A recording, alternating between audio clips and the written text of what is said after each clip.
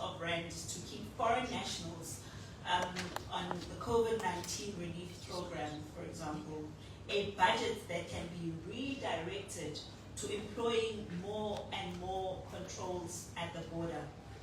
Today we have 27 high-tech buildings in Durban alone, and many in Johannesburg. And many of these we know have been occupied by foreigners who are using these buildings for drug manufacturing, storing explosives, used in illegal mining and cash in transit heists.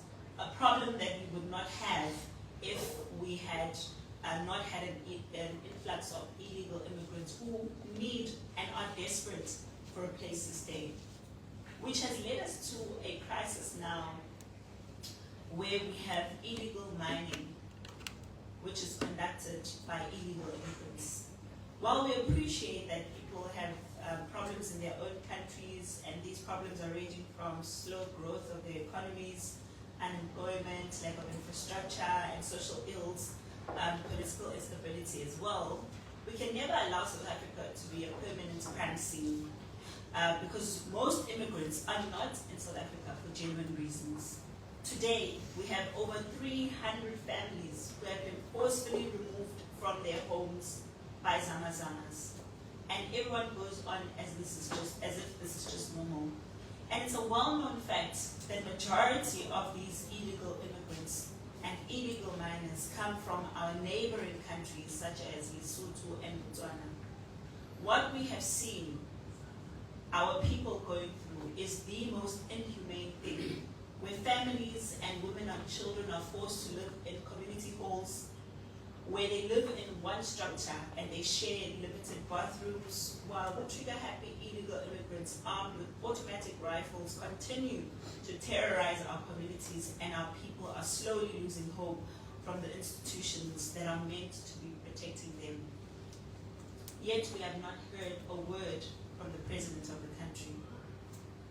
Our people believe that the same strategy used during COVID-19 lockdown would have been implemented in that community. It may not be a health catastrophe, but the fact that children cannot go to school, citizens are being deprived of their right to freedom and dignity, means that it's a matter of life and death.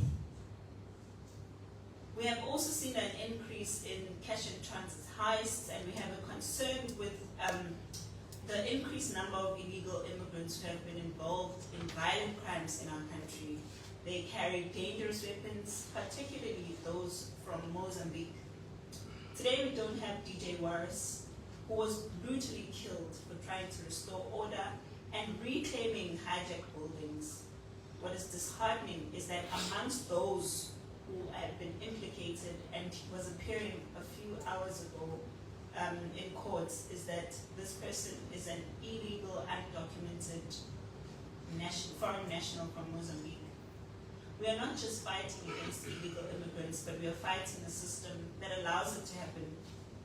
Therefore, we are calling on all South Africans who are aiding, abetting, and harboring illegal immigrants, providing them with homes and renting them their tuck shops, to kindly please stop doing so. Section 42 of the Immigration Act is clear that doing this is a crime. That's why we are going to be putting our feet on the ground with awareness campaigns and mobilizing in all communities to help the illegal immigrants pack their bags and go home, but also helping South Africans to open cases against those South Africans who are playing a part in aiding and abetting illegal immigrants. We've also noted a high rise in the abuse of our refugee laws. We note and appreciate that the Department of Home Affairs has gone out of their way and started the consultation for the white paper, a process that we have been part of and participated in, and we've made some very meaningful contributions. And this is contrary to the belief of our detractors. We have always had a considered view that the first safe country principle must apply in South Africa.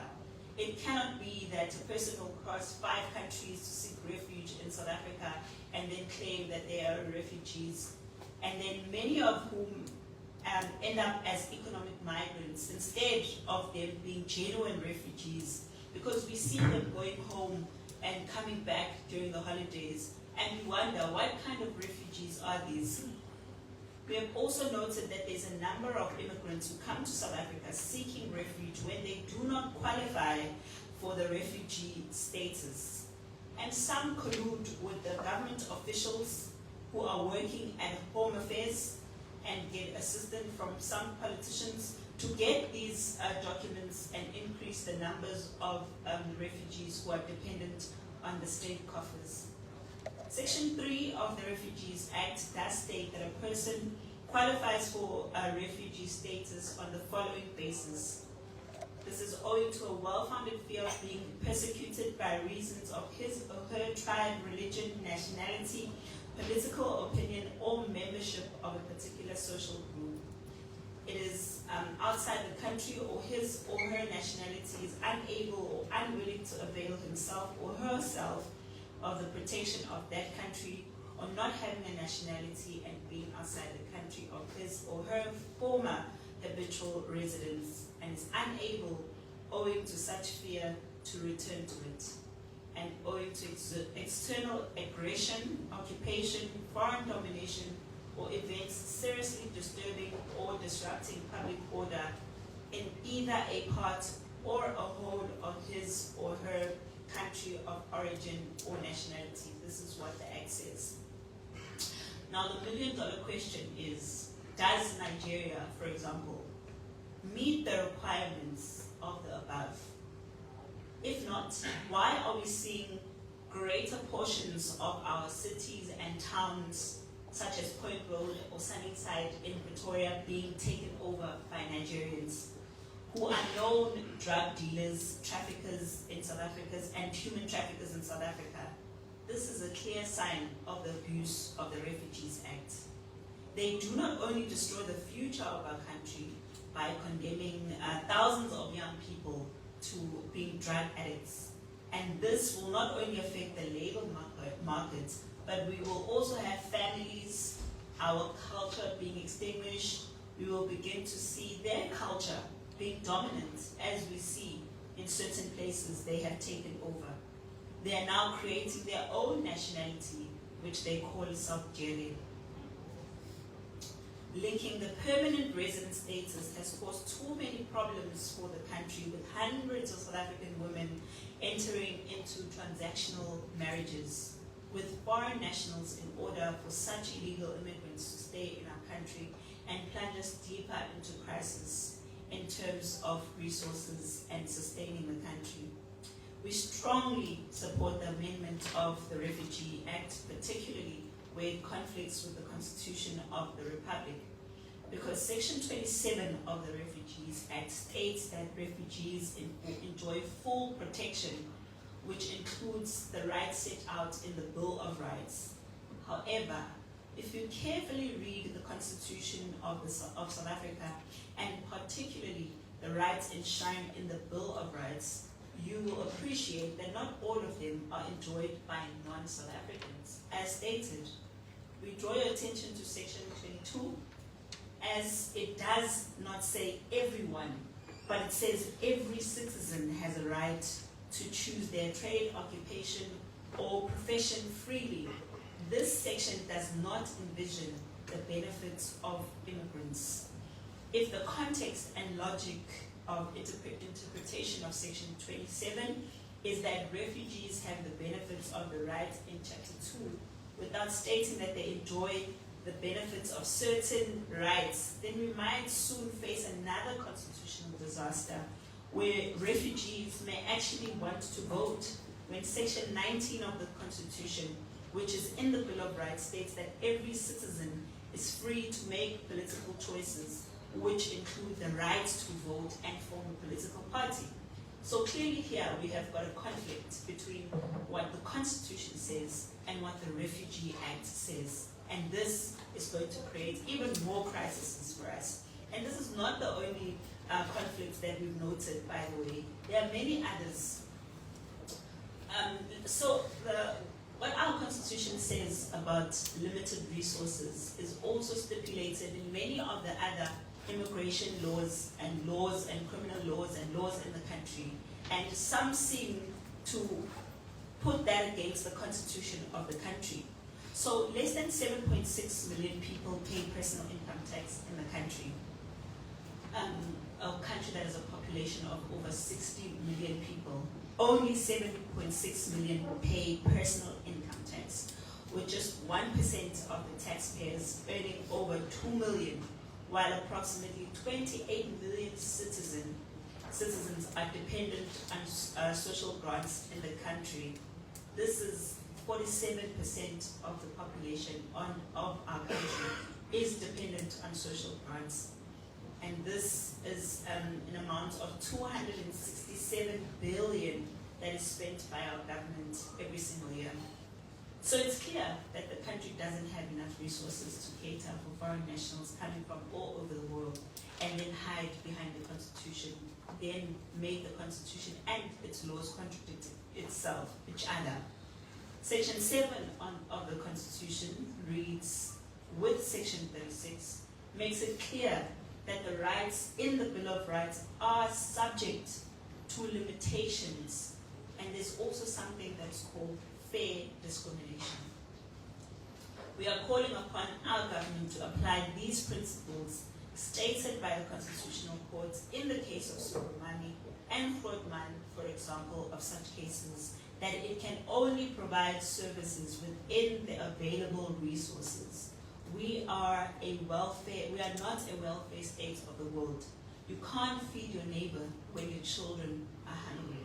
And as we have seen now, there's a number of politicians who just go on platforms and podiums and they just say, the law says, without taking into consideration that you cannot keep glorifying the laws that continue to oppress the citizens of the country and continue to make the state run out of funds and resources. As much and much, we will conclude by proposing a few solutions for the country. Aside from making sure that our laws are implemented correctly and interpreted correctly, effective border management control is of utmost importance, which is something that we have not seen in a long time. People walk in and out of our borders freely and do as they wish, making it easy to commit crimes, especially since South Africa is growing in the ranks of being a capital for human trafficking. We call for mass deportation of illegal immigrants. Those that are already in the country need to be reminded that being in the country illegally is a crime, and they need to self-deport, and if they refuse to do so, then the government needs to make sure that they promote mass deportation. We want the Constitutional Court to clarify the meaning of everyone in the Constitution, because over and over again, as much and much, we have emphasized that there's no constitution in the world that was meant for everyone. If it was meant to be for everyone, then the Constitutional Court needs to make a declaration on such and needs to make sure that it clarifies this. We also propose for South Africans to go out in numbers and open cases against those other South Africans that you know that are harboring illegal immigrants. We can only win this fight if we work together as South Africans. And we know that some South Africans are not on board, as they are friends or have family that they're harboring that are illegal immigrants. But at the end of the day, the laws of the country must take precedence. In conclusion, we want to say that March and March is not a political party. March and March is a citizen-led movement that seeks to call on all South Africans in numbers all over the country to come and be a part of the change that we want to see. And this forum that we want to build and want to form is going to be there, and it's going to need South Africans who are lawyers. It's going to need South Africans who are researchers. It's going to need South Africans who are doctors. It's going to even need South Africans who are security guards or cleaners to come on board and be a part of the change that we want to see in this country. Because clearly our laws are being broken each and every day while we sit back and wait for government to be our solution. We've seen over the years that our government does not provide solutions. Instead, they create more problems that need money to solve them so that they can have more money at their disposal. We therefore wish to state that when we said we will march and march until we win, that is exactly what we meant. We also wish to make it known that on the 24th of March is our anniversary as March and March, and we have therefore taken on something very big for us. We hope we'll be able to pull it off, which is a 2-day protest where we'll march and march for 2 days, seeking for our government to give us attention on the issue of illegal immigrants. It's going to be on the 24th and the 25th of March, and it's going to be the anniversary of March and March.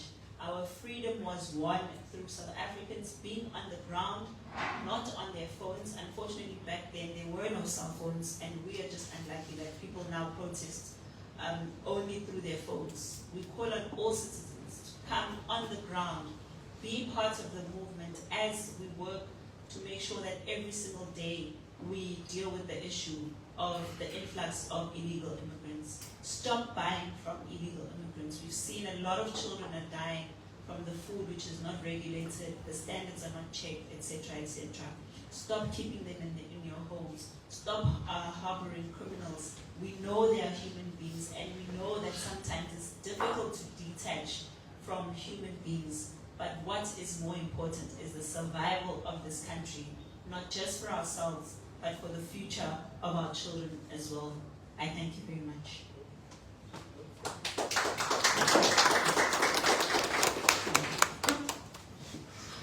Oh, and one other thing that we'd like to say before I hand over to our chairperson for questions is that we've actually also launched a website. As you can see, that's our website. It's marchandmarch.org.za. This is where you can join the movement. There's no fee that you pay or anything of that sort. It's just South Africans from across all walks of the country to raise their hands and say, hey, I want to be a part of the change. I want to be a patriotic South African. I want to play my part and fight for the survival of this country. So if you would like to join, if you'd like to see what are the activities that we have, we also have a lot of people wanting to donate to the movement. You'll find those details on our website. It's marchandmarch.org.za, marchandmarch.org.za, and we are very, very happy to be launching this website today as well. And for those who wish to contact us, these are some of our details as well. You can call us, actually WhatsApp us on 069 442 5824, 069 442 5824. If it's an emergency, of course, you can call, but also you can email us marchandmarch@yahoo.com, and we're also available on those social media platforms, TikTok, Facebook, as well as our YouTube channel. Thank you so much. Thank you very much. Thank you, Chair. Our leader, our founder, UJacinta Ngobese. We're going to be taking questions, and then we'll take maybe in a batch of. There won't be that many, I'm sure everyone's let's see how we flow, because it's not too busy. So I would like, we'll just select, maybe we can do it in a U shape, clockwise. If I can have the hands.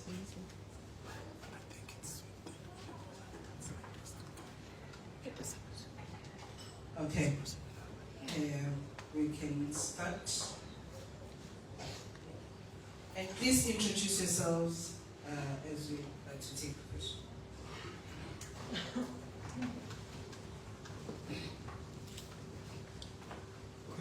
Sanibona sabelo abase whatever network. Nginembuzo la emibili kuphela. Ngicabanga ukuthi we are all very aware ukuthi abaqashi kakhulu abaphathi benkampani ba prioritize ukuqasha illegal foreign immigrants because in that way they are able to maximize their profit. Yini mhlambe iMarch and March ezimisele ukuthi ingayenza beyond lokho esike sikubone ekutheni i-enforce iy'nkampani ukuthi zi-comply, because angiboni ukuthi it's going to be an easy journey ukuthi bavume kanjalo nje just to let it go, because I think enye yezinto eyenza ukuthi ukuchampioneka kokungena kwama-illegal foreign immigrants kube kuningi because kunabantu who know ukuthi benza i-profit through what. Then my second question, abaphathi bezwe, they seems to be not advocating your voices, but they are actually opposite of what you are saying basically. So umbuzo wami uthi mhlambe in future time ayikho yini inhlangano esingibona ni-aligna nayo so that mhlambe nizokwazi ukuthi nibe nezwi ekushintsheni umthetho, because honestly awukwazi ukushintsha umthetho ungekho lapha eParliament legislature. Now there's certain platforms which enables you to participate in terms of changing the law. So ayikho inhlangano esingibona mhlambe ni-associate nayo engahambi ibe namandla ekutheni insiza ukuthi into enezifisayo zenzeke. Thank you.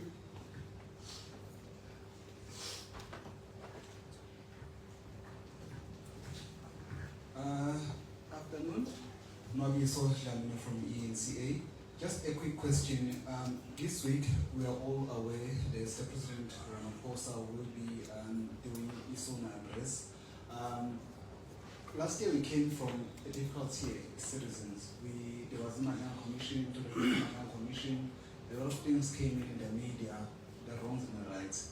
So as an organization, since you didn't identify yourself as a political party, so what are some of the things that's much for much, which is the state president mentioned in his much awaited address? I'm sure a lot of South Africans are waiting to hear him out on what he has to say, because it's been promises for many, and some are looking forward to hear what he has for our citizens in this country. Thank you so much. And also, I would like to request a one-on-one after that briefing.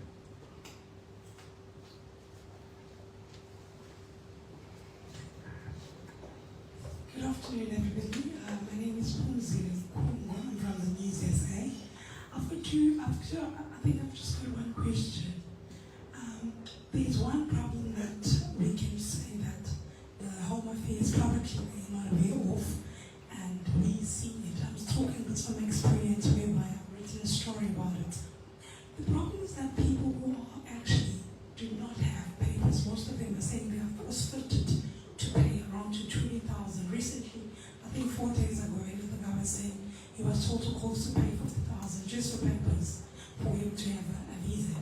Don't you think it's stuff like that also that should intervene on? Because the more those people from the Home Affairs are doing this tremendity thing of making these people pay and not giving them papers and delaying it, instead of giving people papers and not taking bribery, which is the worst thing they do for us. Thank you.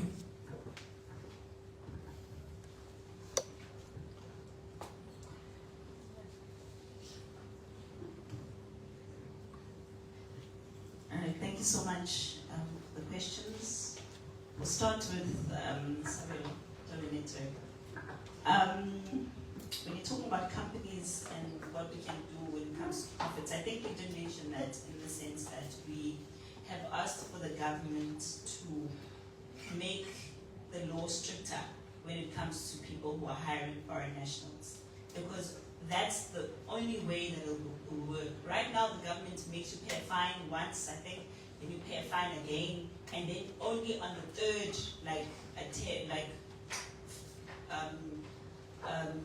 what's the word that I'm looking for? Yes, offense.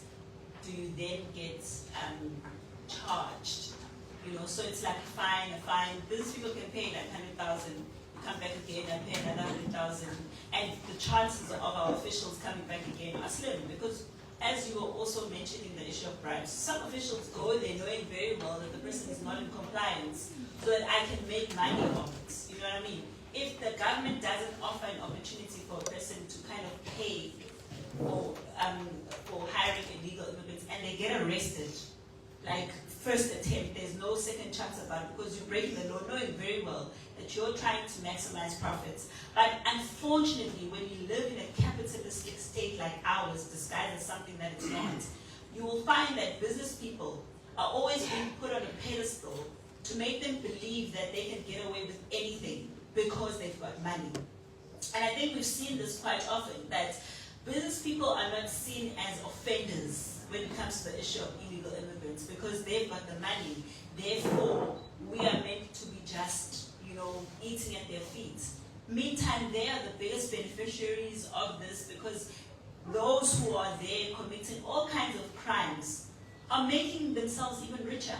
So the rich, as I mentioned, are only getting richer in South Africa, while the poor are going to end up groveling even for 50 rand, because once you start saying that rich people are immune to any sort of law, and poor people must grovel it to rich people in order for them to make means, then you're creating a state where we already are the only country in the world, we're the number one country, where the gap between the rich and the poor is the biggest in the world. So it's only going to get worse if our government continues to allow this. But unfortunately, we have politicians disguised as politicians, but in the meantime are business people looking out for business interests. Which is why it's always difficult for politicians to come out frankly and say, this is wrong. Business people comply and abide by the law because they know they're also protecting themselves. If they're protecting business people so that they can continue to create a slavery system where people are dependent on governments. This is the system that we're saying, that we're fighting. We are living in a system where rich people will do any and everything to remain poor and to keep poor people poor so that they can come begging at their feet. And the only way to fight this is if South Africans, in unison, say no more is no more. The same way we kept saying that apartheid is oppression. The current system we're living in is an oppressive system. Whether people want to believe it now or later, but one day they will see exactly what we're saying now. We have a government creating a system of oppression for poor people to be more poor while creating more richer people to be rich for their own interests. And then on the issue of us having a political party that we align with, as different members of March and March, I don't even know what political parties they are part of, but I'm sure they are part of some political parties. We encourage people being part of a political party, because remember, that's what a democracy is about. We encourage people to make their own choices and say, hey, I'm uJacinta, but I'm this political party. For us, it's not an issue. We just want, when we're March and March, to identify as March and March together, because it's not a political event or activity. But if Big Man one day decides that he's going to join another political party, we're not going to stop. We're not going to say, you're no longer a member of us, because no, it's part of his rights. It's part of his choices as a South African. But also, we would like to make a call to South Africans to use whatever political affiliation that they choose to have wisely. Because remember, this is you voting. This is you having a voice. And whichever political party you choose needs to echo exactly what you're saying. They can't go to parliament and then change their stand. You need to know what your political party stands for. If your political party has never said anything about putting South African first and wants to talk about Africa and the African unity and whatever, then it's not part of what we are advocating for. Because right now, we are advocating for South Africans to be put first in South Africa. 30-something plus years later, we've done the Africa thing. We've tried to look good to Africa. But what we've realized is South Africa is the only country in this African vision and dream that's bending over backwards to make the African dream a reality. Because some are saying to us, I'm hearing the most ridiculous thing, and I hope you guys can capture this for me, maybe it'll answer. What people keep asking about, why do we target black foreigners who are African like us? Now let us clarify. March and March is not about race. As you can see, there's a white Mlumu here, there's a Charo Indian here. You know, we play around race because this is who South Africa. It's not March and March that's saying this is the identity of South Africa. That's not us saying it. This is the identity of South Africa. It's a rainbow nation. Whether some people like it or not, whether they don't like a white person or Indian person, it doesn't matter. But the dynamics of this country are that we've got different genders, we've got different races. This is who we are. Now, when it comes to the issue of African foreigners, as they claim, South Africa has laws, just as much as Angola, as much as Zimbabwe, as much as Malawi, as much as Mozambique has laws. We don't go to Zimbabwe to break their laws and say, oh, I'm African, now you can't enforce your laws because I'm African. If one South African person has ever had that experience, please bring them to us and let us talk about it and say, well done, thank you. Now at least we know that the African dream is not a South African thing. Because it's ridiculous for people to want to make March and March and the enforcement of the law a racial thing. We're not going to go now and go to the airports and look for white people and say, hi, you're white, bring your documents. Hi, you're white, bring your documents. We're not going to do that. We're going to go to where we know are areas affected by the issue of illegal immigrants. And when we get to those places, whether you're pink or orange or green or purple, we're going to enforce the laws of the country. Whether you're European or African, it doesn't matter. The issue is on the breaking on the laws. It's not about which part of the continent you're from or what skin color you have. That is not what we're here for. That is not part of what we do. We are not going to be targeting white people just so that we seem like we are fighting all races.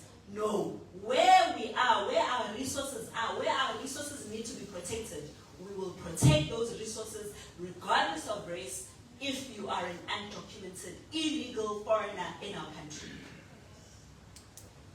And then ENCA, Svalcool, you asked us about the SONA. Can I leave that to the last hour? We'll go to Pumzile first. Talking about home affairs and people of home affairs taking bribes, corruption, etc. Now, we have a serious issue when it comes to home affairs and all the corruption that goes on there. We have a serious issue. We've written to the home affairs, we've met with the home affairs department, and we've uncovered, they will tell you, a lot of corruption that we send to home affairs, and they end up using that to charge whoever the person is. The Department of Home Affairs has never been hostile to us sharing information with them when it comes to corrupt officials. But it feels like because they've done it for so long, some of them are like comfortable with just being criminals. You know, it's the only way they can sustain a life that they've built. You know, someone takes like 5 of their children to like expensive schools based on the money that they envision that they will get from the corruption that they're going to do. So it's not an issue of a person not getting a salary, no. It's a person getting a salary but wanting to live way above the means of that salary. That's why money starts exciting South Africans, whether it's officials or whoever, because you have a life, but that life for you starts not getting uncomfortable because you have a vision now of you getting all kinds of corrupt money, whereas there's people who just want to survive.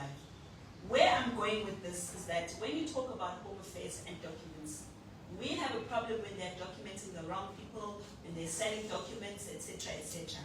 But we cannot understand an issue where a foreign national says they are paying for a visa or they are paying for documents to stay in the country. The mere fact that you have to go that route means you know you're committing a crime. So the official and the immigrant are both wrong. So this is a message we keep sending to everyone, not just here, but in the world. Please, can we not have people forcefully trying to stay in South Africa? When your visa has expired, do the right thing and go home. Apply for your visa when you're at home. Applying for documents in South Africa to forcefully stay in South Africa. Say, oh, I'm a refugee, I've been in the country for 20 years. It's not an excuse for you to demand to be documented. That is the most ridiculous thing I've ever heard. You can stay here for 5, 10, 15 years. At the end of the day, if you did not follow the legal ways to be in the country, and if the government says, no, we're not going to document you, going to find it fraudulently is not the right way of doing it. And it also doesn't take it away from the fact that you are also committing a crime.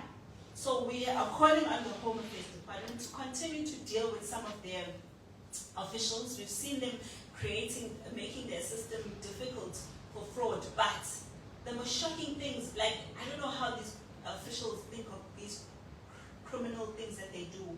Because now, when they realize that I can no longer be documented just by showing up at Home Affairs and saying, I want a birth certificate, because the system requires you to hand in certain documents, they start now taking documents of dead people and using them to be documented in the country.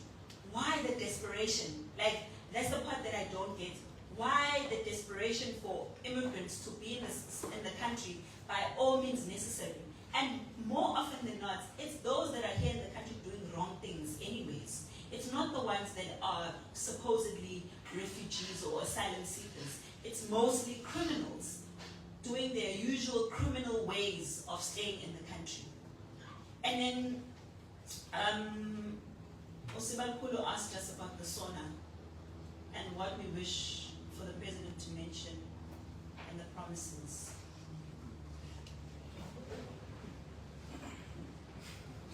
I don't know if you really want to hear this, because this is as frank as we're going to be. March and March, as I said, echoes the voices of South Africans. And I know that what I'm going to say is not just something that I'm saying for myself, but it's the sentiments of millions of South Africans. As South Africans, we've lost faith in our president. He has proven time and time again to be a president that makes promises but doesn't deliver on those promises.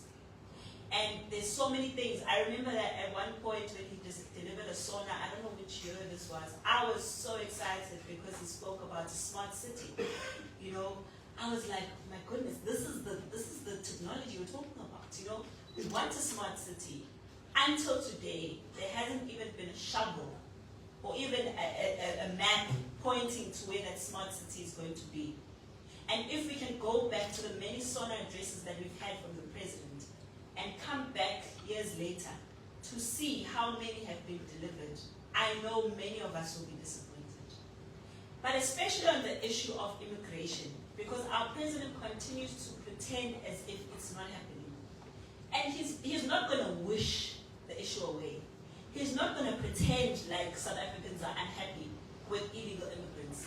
Whether the president likes it or not, sooner or later, whether at the SONA or when journalists decide to corner him, we need him to provide us a solution for the current immigration crisis that we have in the country.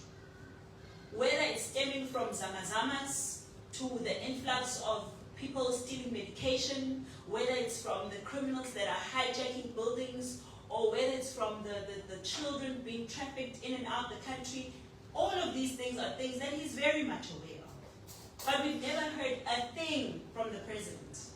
And we will continue to put pressure on not just the president, but the presidency and government to say something about it, and not only just say it, but do something about it. Because pretending that the issue doesn't exist is not going to make the issue disappear. And unfortunately, when you deal with the issue that deals with people's lives in this matter, if you continue to ignore it, you make the tensions even worse. Like I said, if the government of South Africa is a government for the people, then they need to understand that when the people are saying, Mr. President, we are tired of the immigration crisis in the country. Do something about it. And he continues to ignore it. He's only putting more pressure on the people who feel like their voices are not heard, to want their voices to be heard by any means necessary. And by that, I need to make it clear that we are in no means promoting violence. That's not what we're saying. But we're saying that we know from the trends that people, when they are frustrated, they'll either go to the road and start burning tires, or they'll go and do something ridiculous. And that is the only way that our government responds. And we are asking for the government to find a better way of dealing with problems than to pretend they don't exist, or to leave them there hanging until they reach crisis mode. We are calling the South African government to act today on the issue of illegal immigration and the influx of foreign nationals who are in the country committing crimes and taking over our lives completely, because we're no longer free. We feel like we're being oppressed by foreign nationals who are invading this country. Thank you.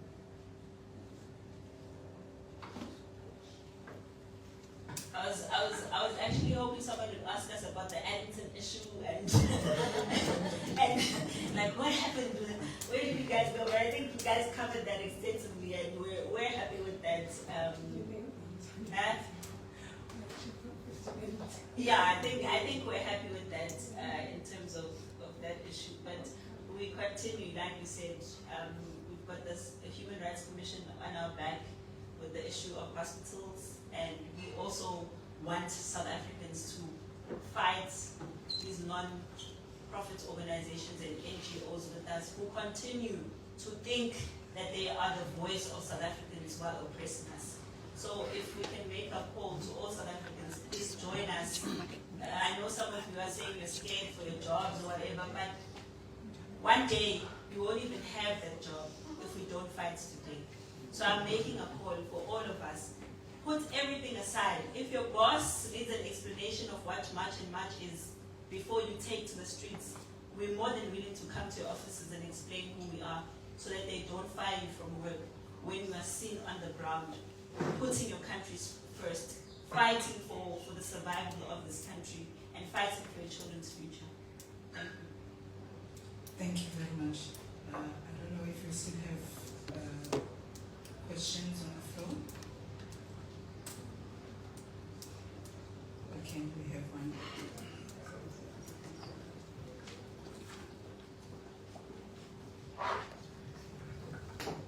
Sanibonani, Ngobese wabiyela qhuma kwiPhuzuma TV. Umbuzo wami usondele kwa Ibishubile ngenitsho umhlaba zokuthintana. As iMarch and March, mhlawumbe anayo time frame ukuthi okay, been into democracy for 30 years. But when what happened, we've been given democracy and all these wrong things. So umbuzo wami uthini mhlawumbe anayo i-timeline ukuthi zonke lezi zinto eninazo as an organization enifuna ukuthi ifeze, if zingafezeki, wouldn't you want to be part of the pitching to group laphana eParliament ukuthi mhlawumbe the way enipusha ngakhona abantu banibona and bayithanda into enziwa. If mhlawumbe abantu bethi sifisa ukubona iMarch and March i-political organization ilapha eParliament yenza izinto ethini phakamani sizoniseka, angeke mhlawumbe lokho kushintshe isisekelo ze-organization, or mhlawumbe nani nayo i-timeline ukuthi maybe we give government 5 years.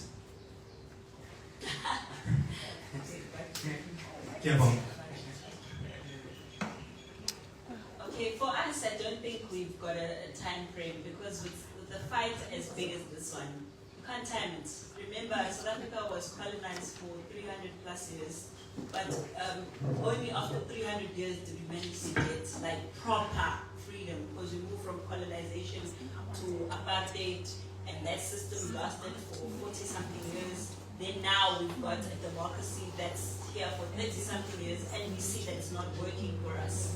you know. And a democracy is effectively supposed to create a situation, which is what I'm happy with, where the IEC now is saying big men can stand as a candidate for ward ban, you know. If he has such ambitions, we can't stop him, and we actually encourage him because of the work that he does. He understands the ground and our people. If Lindani or Belinda want to go out there and say, we're forming a political party of ours, but based on the principles and things that we've learned from March and March, we will be more than happy to support them. Or if Teresa says, oh no, I am there by Point Road, I want to stand as a councillor so that I can help deal with the issues, we would be more than happy if our members took up that role. But for me, I feel like what I need to emphasize is that, you know, it's easier to go out there and fight a system when we are united. And currently as South Africans, we're not united. Like on social media, we can all say the same thing, right? It's easier to type something. But when it's time to show up and show that we are united as a unit, as South Africans or as KZN people, we are still lacking. Which is why, as March and March, it's so important for us to build the thing of patriotism. That's why we're saying today, we're launching the movement as a movement that encourages patriotism, which is something that is deeply, deeply lacking in the country. You know, you see someone standing and singing the national anthem of the country and they're scratching their head or doing something funny. Some people don't even know what the flag looks like. Some don't even know what our national plant is. We've got all these things, but we see that our government doesn't see it. You know, in other countries, when you go, even when they're giving you your citizenship, to say that now you're a citizen of this country, it's a big deal. Like it's an event. You go to the offices, you take a pledge. You say, I now pledge my allegiance to such and such a country. Not in South Africa. In South Africa, nobody takes the issue of being a South African seriously. It's like we live for day to day. We don't realize how wonderful our country is. We don't speak highly of it enough. We don't celebrate ourselves enough. We are too invested in these small, you know, if I was to start a gender war today and say, men are like this, men, this is South Africa like this. Trust me, that would gain more engagements in this country than me talking about the economy of this country. Which means we've got a serious problem. If South Africans are not worried about the economy of their own country, but when you talk about a Soapy or DJ Black Coffee having an event in Moses Mabhida, you'll get the remarks that you want. And nobody funds organizations like ours that want South Africans to be patriotic. Because they know that a lot of people benefit from events, a lot of people benefit from drugs, from alcohol. Alcohol get big beneficiaries. So once you start speaking something that actually directs something South Africans towards a common goal or a vision towards a future for this country, you're creating a problem. That's why we're getting so much resistance from foreigners right now, because they realize that we are ringing alarm bells in South Africans saying, hey, wake up. This is actually what's happening in your country. When all along they were saying these things in private. So we'd say, we are always drunk, we don't care about. They were saying them in private, in the comforts of their circles. Now we force them to come out and say exactly what they think of us. And you can hear from their sentiments that foreigners are comfortable with South Africans being on drugs, being on alcohol, going out and partying and not caring about the country. They'll tell you to your face, 30% pass rates, you know. These are things they say to our faces. But all along, we thought these are people that we live in harmony with. You know, for the longest time, we didn't see that foreigners are so aggressive towards South Africans, that they don't like us. That's the honest truth, they don't like us. They will come to South Africa and use our resources, milk it for all that it has. Most of them will come, even get documents in this country to go to other countries. So our country becomes like a passage to a great life. You know, our country is just an economic, like, slave queen to other countries, if I can call it that. Like, please quote that, that's a nice saying. Our country is like an economic slave queen, you know, to other countries, where everyone just wants to come here because I want to survive. Ask these foreigners, as many of them as possible, what they contribute to this country. You will realize that they are not contributing to the country. They are just here to take. And if they can take from even our 10-year-olds that are in school and put their own children, they will do it without a heartbeat. And make you feel bad for fighting for your own South African children to be in school. They'll make you seem like you're the one who's crazy, because they are the ones who also have a right. Imagine coming to someone's house and then saying, I have a right to your food, even if your children don't eat, but we are all on the same streets, so why can't I eat? Yes, my kids must eat first because I'm a refugee. I'm sad. I have a sad story. I'm from a poor country. My family is poor. You guys have been rich. So if you are rich, I also have a right to eat. That's the current country that we're living in. That's the system that we've allowed ourselves, and our children will adopt that. But trust me, you see how bad it is now. 2 3 years from now, if we don't win this fight, it'll be 10 times worse. So we don't have a choice. We have to win. That's why our motto is until we win. Because not winning is not an option, especially if you're a mother, if you're a father. Because trust me, very soon, even your job's there, there'll be foreigners there. There by the microphone in front of the camera, writing news. Because journalists will be writing news that are more favorable to South Africans, and that's going to be wrong. Because they're going to be taking over the country, and their stories must dominate how foreigners are this and that. Trust and believe that is the direction we are headed to as a country. And your votes are very important. Because some people are out there allowing this to happen as politicians. Remember when we said that politicians are not speaking the same language as us? Look at the political parties that are speaking the language that is anti-March and March. Look at them. Look at what they stand for.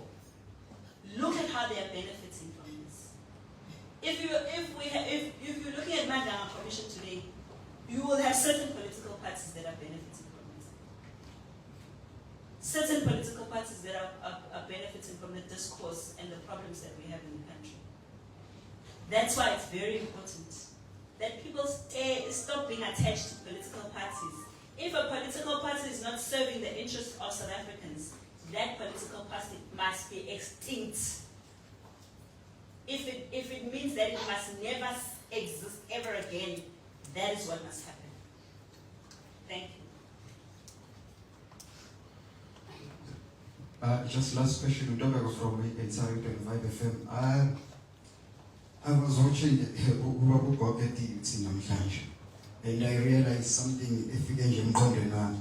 Mhlambe ngifuna ukubuza ukuthi ngabe manje inga uma kugcina kwenzekile ukuthi nama higher educational institutions now are in a very same problem as i-Argentina. Ngabe siyayibona in March extending their hand and their support towards some higher educational institutions, because as you've just said, it's Jacinta, it's going there because the very same students that were allowed, or learners that were allowed to enter ey'koleni bakhula ezithini ezakhishela ngaphandle, now they're heading to higher educational institutions. Today was DMT. I saw online abadeka today and I got worried about let the names of the so sinayibona much if it delays a little bit show the extender is supposed to some higher educational institutions. I thank you. I think you're already late. We're already late. Currently, we have a lady called Tandile Jojozi with others who are pushing the issue of FET colleges right now. Because a lot of FET colleges, I think you might have seen from that parliamentary committee where they were talking about the issue of foreign nationals with no skills actually running FET colleges and other, Tibet colleges. And they are on the ground. They've written to Butima Namela. There's also a number of people who have joined us from other different institutions, because you know, if you're looking at fancy institutions, this is how, I don't even know how this happened, because when you look at the laws of the country, right, they are explicit in that if you are a foreigner in the country, even if you are here to lecture, you can't be lecturing English as a foreigner. You know what I mean? You come all the way from wherever to come and be a lecturer. You come and be a political analyst. Like, why do we have political analysts that are foreigners in our country? What for? What skills that we bring into the country? Do we not have our own? Because this thing people take for granted, and still until now, I see it's starting to eat into the middle class as well. So the middle class is now realizing that this thing is not immune to them, because sorry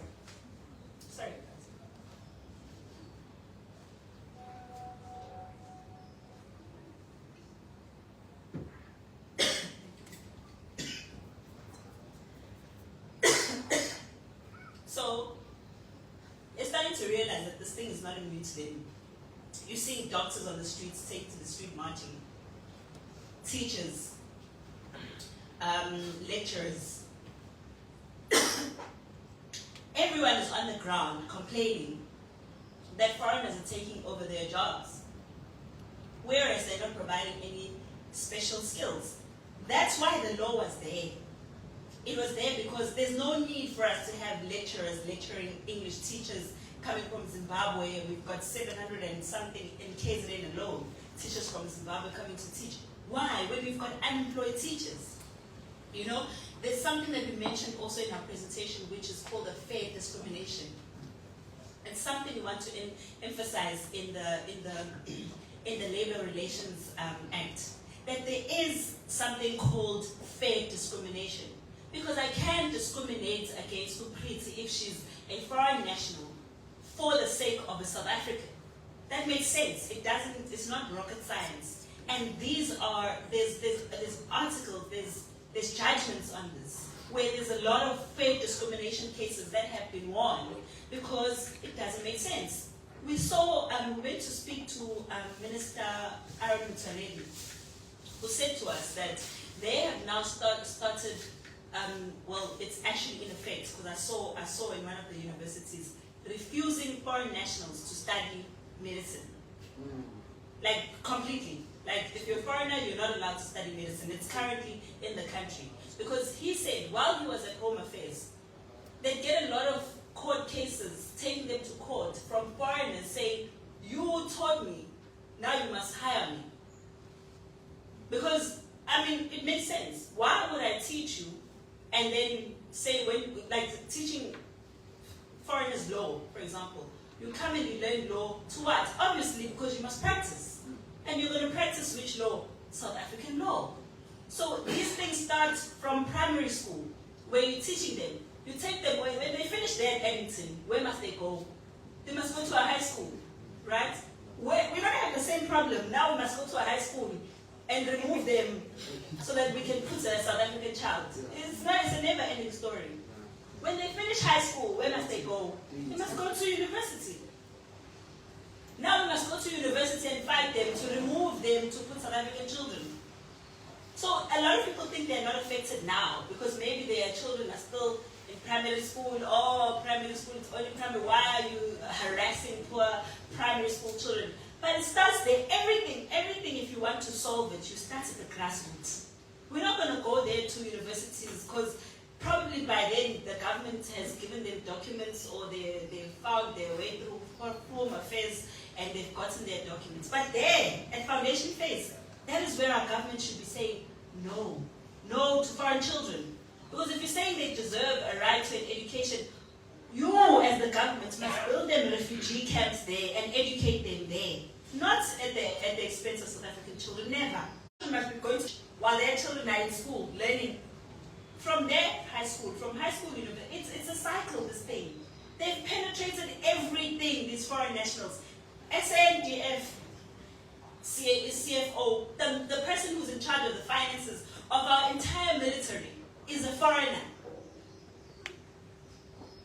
We have soldiers being told that you can't be harsh to illegal immigrants. I received messages from members at the border saying we can't touch them.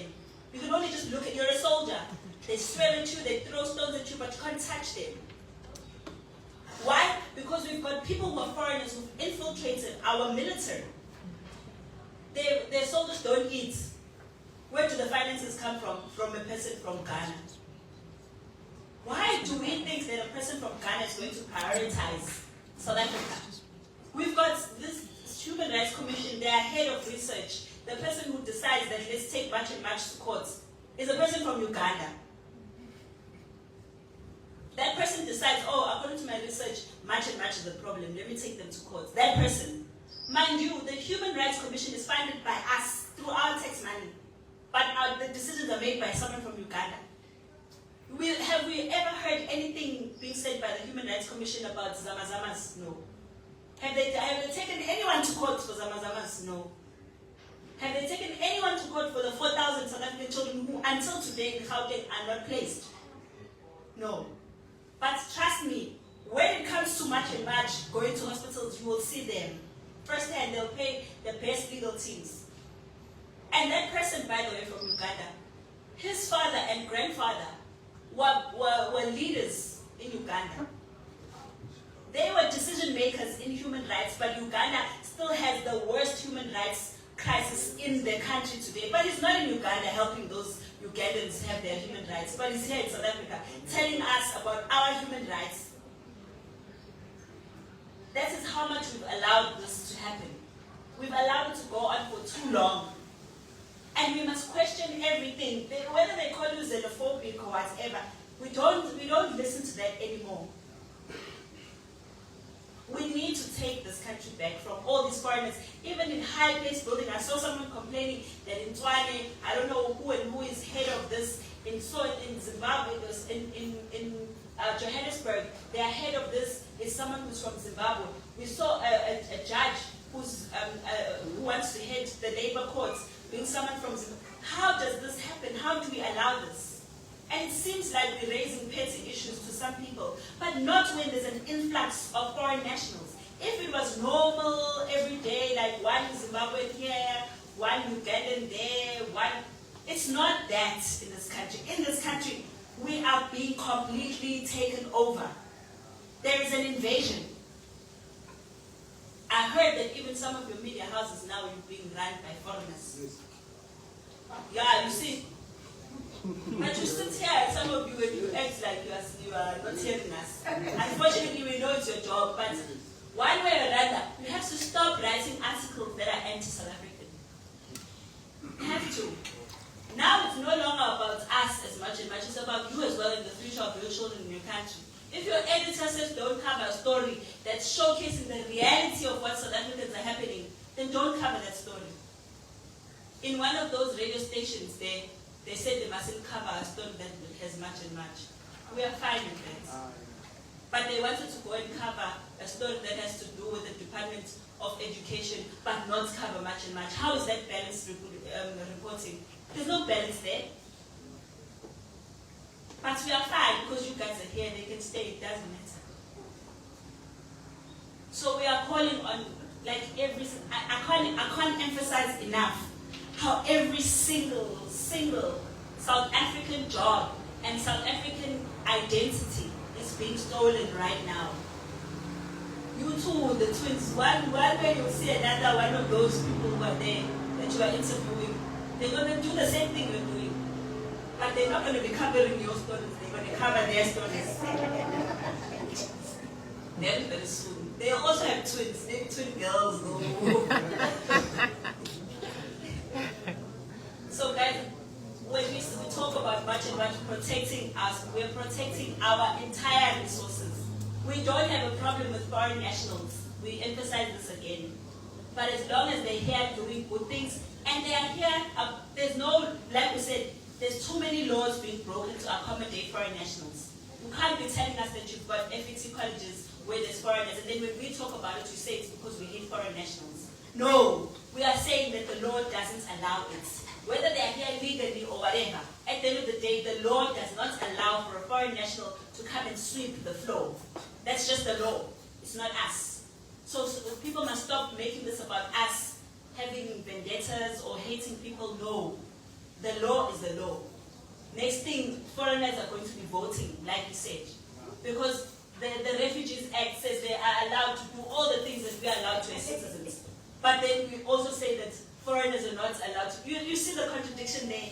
In our very own laws, the Refugee Act says they're allowed to do everything we're allowed to do. But then the law says only South Africans are allowed to vote. Then the Constitution, then you don't know which is which. If you are making reference to say that they have all the rights that are written on the Constitution, on section what, but in that very same Constitution it says that foreigners are not allowed, then what are we doing as a country? Why are our politicians not bringing these things up? What are they doing like in Parliament? What are they doing in Parliament if they're not raising these issues? That we've got laws that are contradicting each other. If they're not raising that South Africans are tired of illegal immigrants, what are they doing in Parliament? Of course, we've seen some political parties doing an exceptional job at raising the issues that South Africans are concerned about. And that's why we as much continue to engage such political parties and such departments as well. We're also currently speaking to the Premier's office. We're working with them. We've even asked them, because they've got an operation, it's a program called Engangeni Ngomnyama Yafo. We have asked them as the Premier's office, please can we be part of that movement? We don't mind. We will go all out. And we are really grateful because the Premier's office has listened to us. And we are working on being part of such programs where we can be hands-on and can be seen to be making sure that our laws are implemented. My chairperson is saying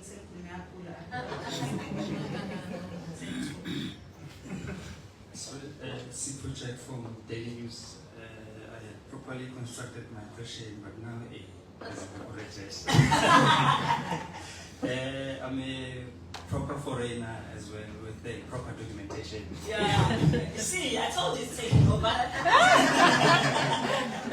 Well, let me just go ahead. I just wanted to find out from you, are you by encouraging members of March on March to be politically affiliated as opposed to being politically apolitical? Are you not afraid that it will muddy the process or the aim and objective of the organization? For instance, I remember when we were covering the electric story, instead of the department responding to your real issues, they rather opted to call you that you are political. Yeah. And secondly, also I'd like to find out from you as the organization, because there are other political parties who are also championing putting South African first. Yeah. How are you then going to safeguard that they do not hijack your movement in getting votes from your own campaign? Thank you. Very interesting questions. I think in terms of our members being political, as I said, because we're not a political party, if we were a political party, I understand that they are not allowed to align with any political party. But because we are not, it's difficult for us to dictate to people what they should do. But like I said, we will always caution our members against political parties that are not in the interest of what we stand for. Because you can't be March and then also be preaching that people must find creative ways to come into the country, for example. I'm just making an example. So that doesn't make, it's a contrast, you know?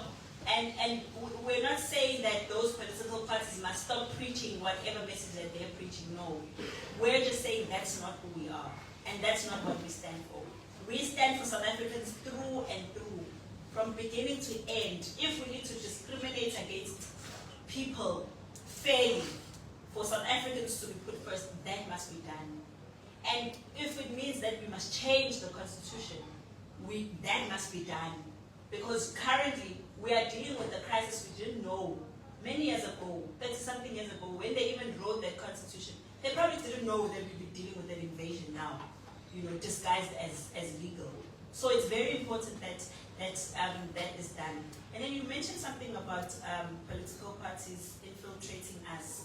I think, for example, when we have a march, we make it explicitly clear that the march is for March and March, please don't wear political regalia. But you know people will always take chances.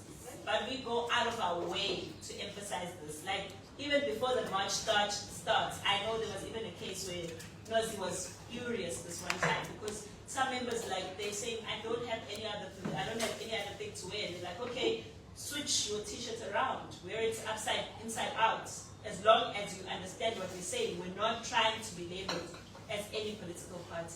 But there will be instances, for example, where March and March will go and support Action SA, for example. And Action SA will come and support March and March. But it's not a program of March and March.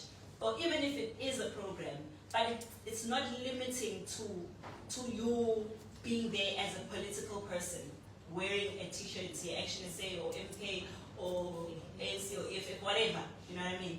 You are allowed to just come there and probably picket. We do that a lot with pickets because pickets is difficult to say don't wear, well, because it's just the pickets, you know. But with our marches, we are stringent and we are clear that it's only March and March gear or your own attire that you must wear.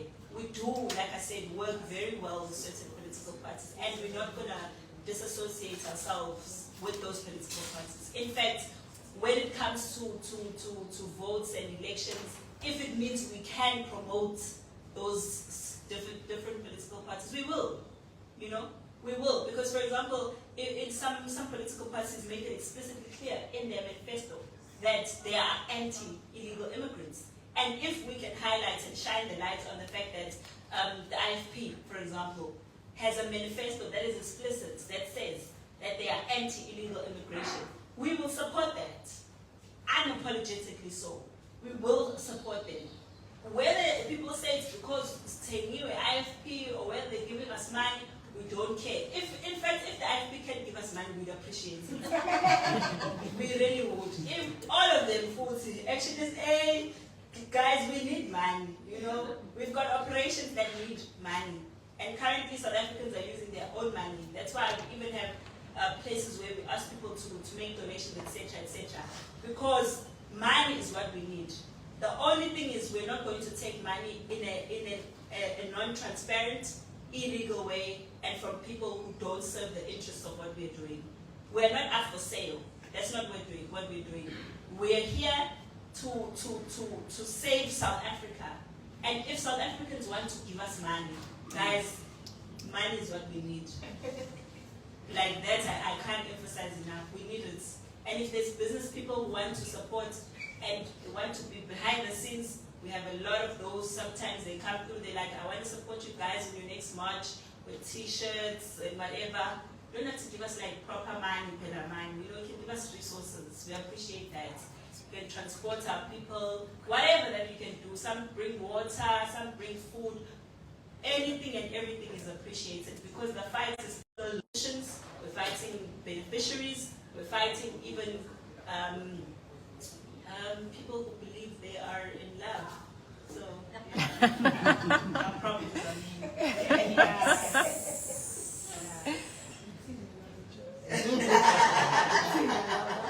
I like the fact that everything I'm referencing to is right in the book. Alright, and also we just want to say there's other political parties like that we want to appreciate for coming through and supporting us, especially during the Addington pickets. We had MK, they were there religiously every day, or members of the MK, and Dudula, the entire structure, they came from Johannesburg. We just want to say thank you to them, and those who continue to support us. And those who continue to, sorry, Sikwa, I know you had also alluded to the fact that they are calling us a political party. I feel like, you know, when something threatens you so bad, like you do feel like you must rubbish it as much as possible.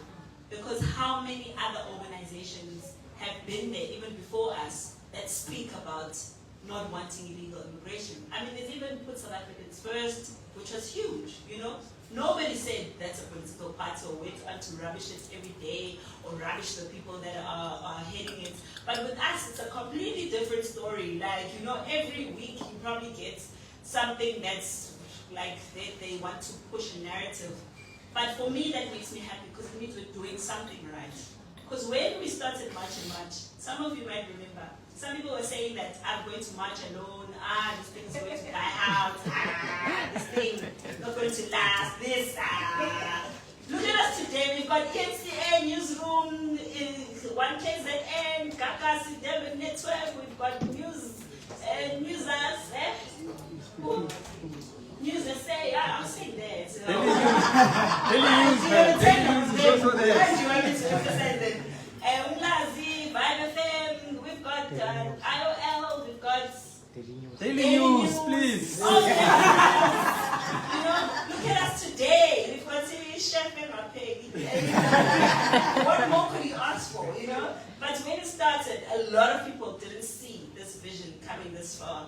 And here we are today. So we expect criticism. We're welcoming it, like we said. If you must question us, question us. If you must doubt us, doubt us. But sometimes we'll also say the good things that we've done, you know? Don't only criticize. Say, we put those children in school today. And they're in school, guys. They're looking very nice. And thank you to South Africans for the uniform. Thank you.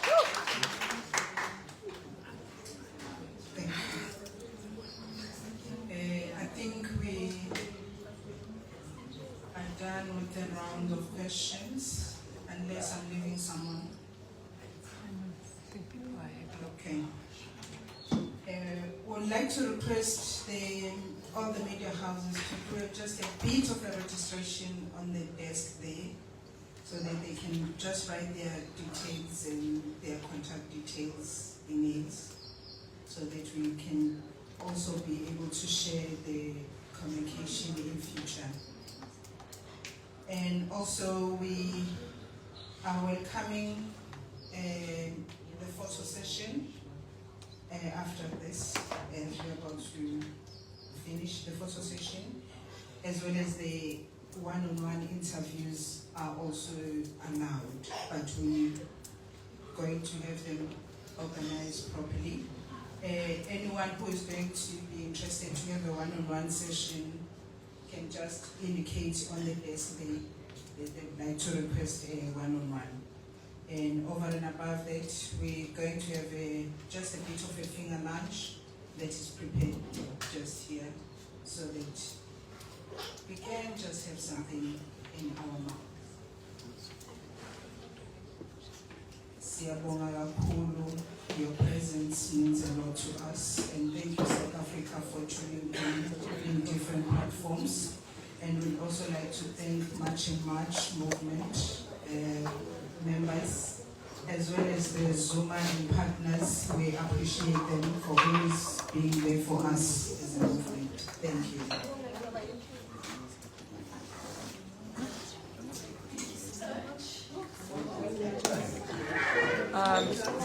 Yeah, I think we've done that.